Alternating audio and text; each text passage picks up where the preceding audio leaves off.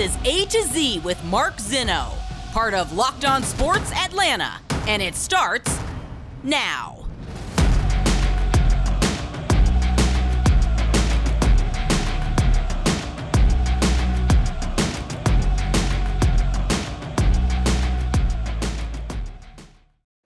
Good afternoon. Welcome to A to Z here on Locked On Sports Atlanta, where today I tell you, hey, at least it's a start. Welcome in. We are live here on this Monday and a lot to do as we have to recap the Falcons draft. Of course, we have a huge series between the Braves and Atlanta Mets. The Braves and Atlanta Mets. The Mets and the Braves coming up here that we will preview before the end of the show. I'm so excited about the Braves that I'm screwing up the teams. There's a lot of news going on right now. The Mets just released Robinson Cano. The Falcons have some news as well, but let's recap the NFL draft as we start the show today, because I think that was something that, we focused on last week, and I kept reminding everybody, and as disappointed as I was, disappointed is not the right word, as misunderstood as I felt about the drafting of Drake London with the 8th overall pick, I kept reminding everybody it was about the totality of the draft, and that this is something that when you're in a rebuild, they've really got to get the entire draft right. They have to really fill out a process that, at least take the beginning steps of that process and begin to rebuild this roster. And overall, I thought they did a good job. I think there's a lot of wait and see. I think there's a lot of questions. There's a lot we don't know yet. Generally, I think people feel good about the Falcons draft.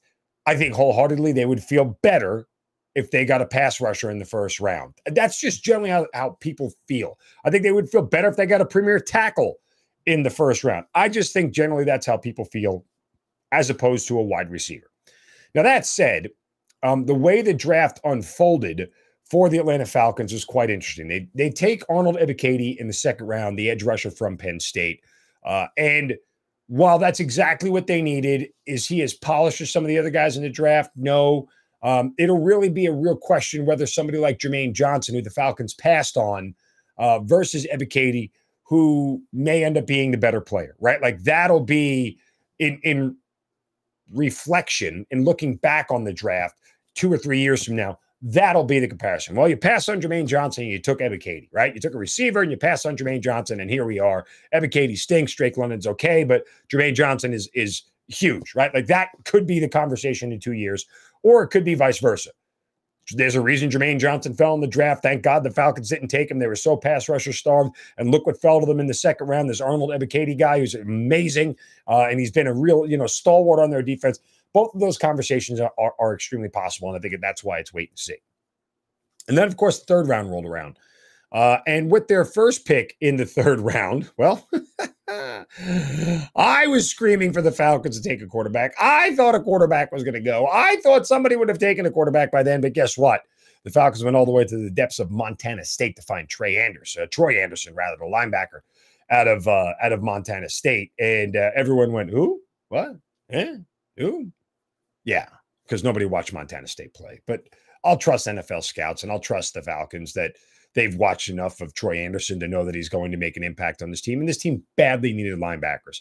That much I will say. That felt like, to me, the best player available, the best linebacker available, the guy that we scouted the hardest and has the most of what we're looking for in a player to fill an immediate lead, because we don't have any linebackers on this roster that are worth a damn. From that standpoint, I'm okay with it.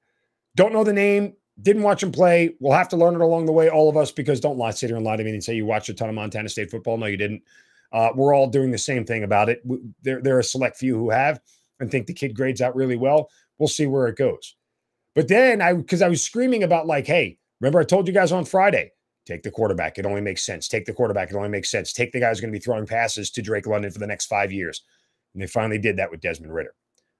And this is a guy right now that there's not a lot of pressure on because he fell, he slipped, right? He was the second quarterback taken in the draft with pick 82 overall in the third round of the NFL draft. And then, of course, Malik Willis and Matt Corral both go, and, history is written.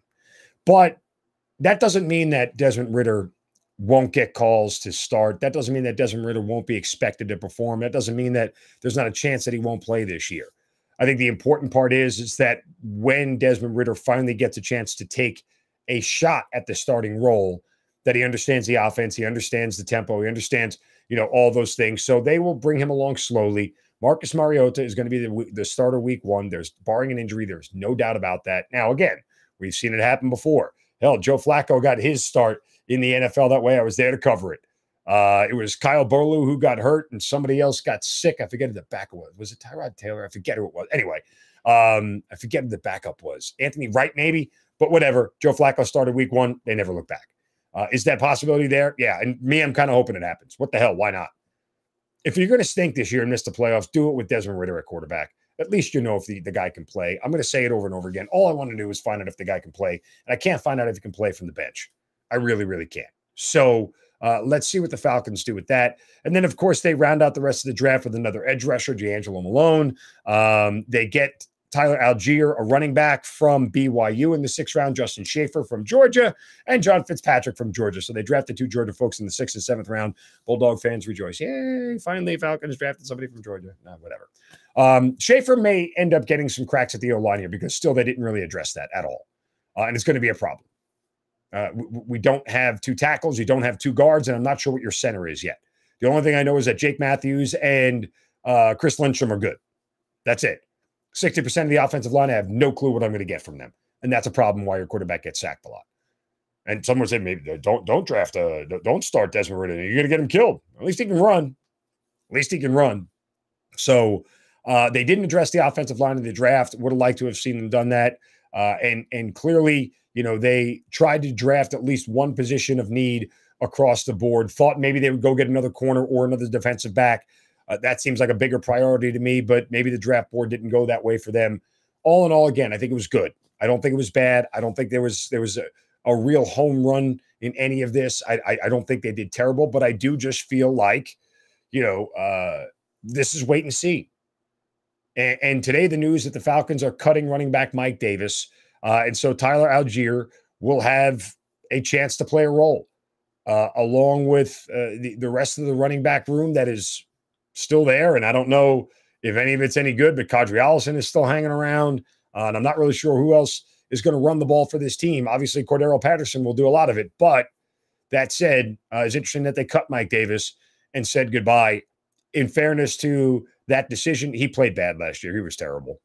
There was no reason to let him hang around and pay him that kind of money. Plus, they had to free up some salary cap space. They still have to sign draft picks. So there's a slotted amount of money and a allotted amount of money that they need to be able to sign draft picks. And at this point, obviously, they don't have it given their cap space. So Mike Davis was an expendable commodity, especially with them drafting another running back. And so this is where this team is right now. I don't think that this is anything other than steps in the process. It's building blocks.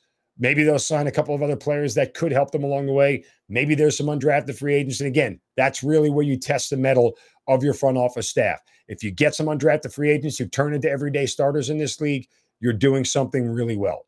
That's what makes the Ravens so successful. That's what makes the Steelers so successful. That's what makes the Packers so successful. They find undrafted free agents and turn them into everyday starters. And that's really what you need. That's where the homework is done. And if they can get that, then guess what? This draft class may turn out to be one of those draft classes that really is memorable for this team going forward. So all in all, good job. Don't think it was terrible, but I certainly don't think it was great. Let's see what Drake London turns out to be. Let's see how this whole thing pans out because long story short, I mean, it's going to be way too early within this year to figure out what they are and what they're going to be. All right, coming up next, our good buddy Aaron Freeman from Locked On Falcons will join us and we'll recap the draft with him. And of course, before the end of the show, Mets, Braves, huge series coming up. Everybody panic if you're a Braves fan. Just kidding. We'll be right back. It is A to Z here on Locked On Sports Atlanta, free on YouTube and wherever you get your podcasts. Make sure you search Locked On Sports Atlanta.